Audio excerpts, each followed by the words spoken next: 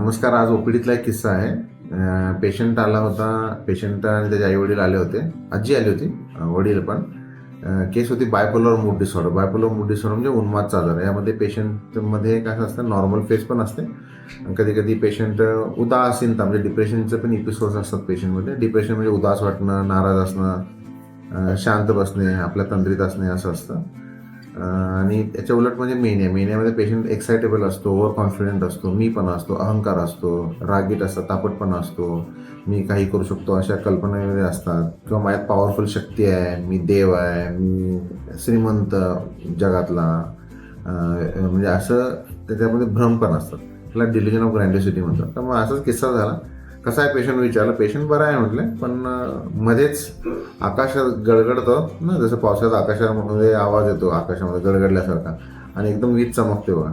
तर ते त्यांनी उदाहरण फार छान दिलं. मध्येच अचानक वीज चमकते म्हटलं.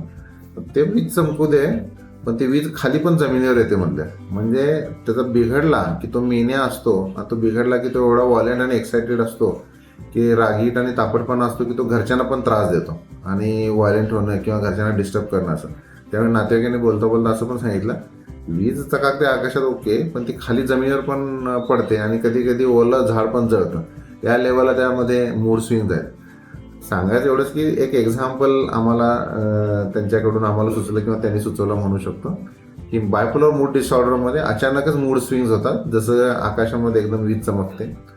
आणि मग याचं एक्झाम्पल तसंच की ते बिघडला की तो डिस्टर्ब पण करतो असं. एवढंच होतं आजच्या दिवसातला एक मजेशीर भाग म्हणून मी तुमच्याशी शेअर करत आहे. थँक्यू.